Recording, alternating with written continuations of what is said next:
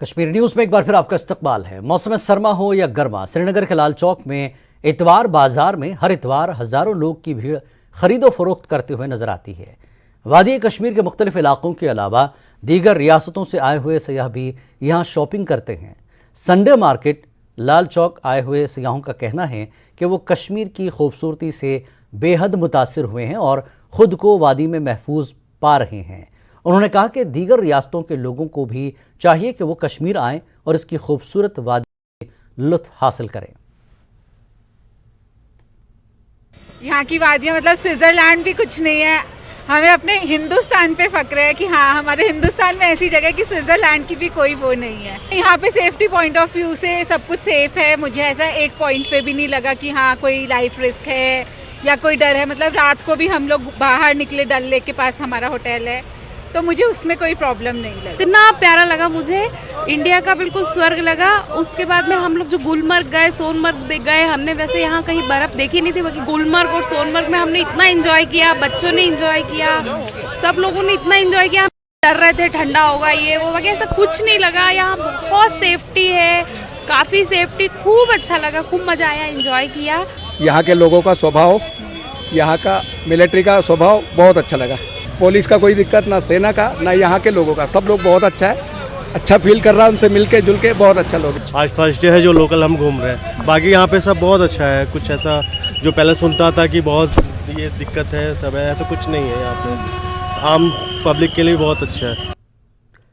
पुंछ का सियासी मकाम सुल्तान पथरी कम बर्फबारी के बावजूद सयाहों को अपनी जानिब राग़िब कर रहा है। मकामी और गैर मकामी सयाहों की बड़ी तादाद बर्फबारी से लुत्फ़अंदोज़ होने के लिए पहुँच रही है। सयाहों का कहना है कि यहाँ सहूलियात को वसअत दी जाए तो बड़े पैमाने पर सयाह यहाँ पहुँच सकते हैं।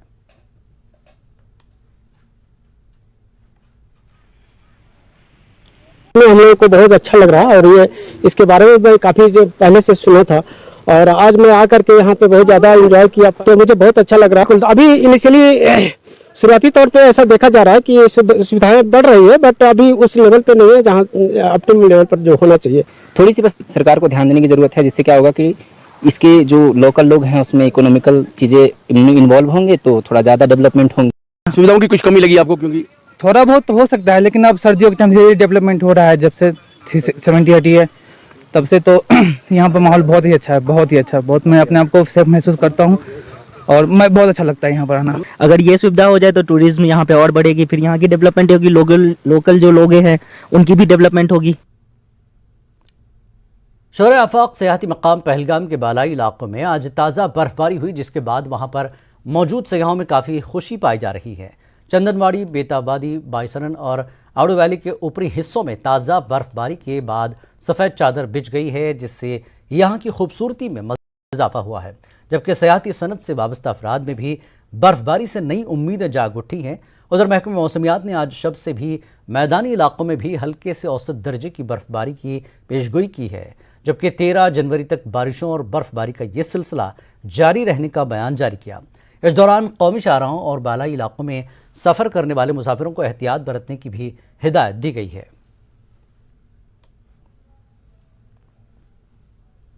महकमे मौसमियात ने मज़ीद सर्द मौसम की पेशगोई की है। मैकेनिकल इंजीनियरिंग डिपार्टमेंट बारामूला ने इससे पहले बर्फ़ साफ़ करने के लिए अपने आदमियों और मशीनरी को मुतहर्रिक कर दिया। मैकेनिकल इंजीनियरिंग डिपार्टमेंट के असिस्टेंट एग्जीक्यूटिव इंजीनियर रईस मकबूल मसूदी ने बताया कि महकमे के पास ज़िले में 1100 किलोमीटर से ज़्यादा सड़क है।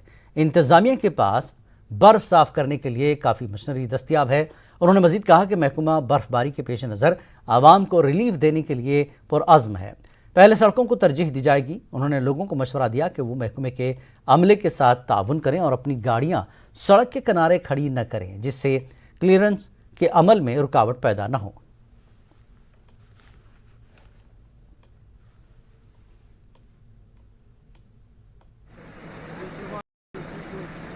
जो Baramulla snow police control room है, इसमें हमारी 24 मशीनें हैं। टोटल रोड लेंगे 1163 किलोमीटर, जिसमें प्रायोरिटी फर्स्ट और प्रायोरिटी सेकंड रोड्स हैं। प्रायोरिटी फर्स्ट में हम जैसे हॉस्पिटल्स हैं या पीएचई के इंस्टॉलेशन हैं, सरकारी दफातर हैं, उनकी पहली प्रायोरिटी फर्स्ट में होती हैं। तो प्रायोरिटी फर्स्ट को क्लियर करके हम प्रायोरिटी सेकंड रोड्स करते हैं। तो हम बिल्कुल तैयार हैं इंशाल्लाह। यहाँ पे हमारा control room round the clock रहता है। यहाँ पे ऑपरेटर्स भी होते हैं, तो हम तैयार हैं बिल्कुल। ये इल्तिजा है कि जो हमारे जो action plan as per operators हमारे action plan as per action plan वो रोड्स क्लियर करते हैं, उनको जो एक्शन प्लान होता है वो उनको उन्हीं रोड्स पे क्लियर करनी होती है।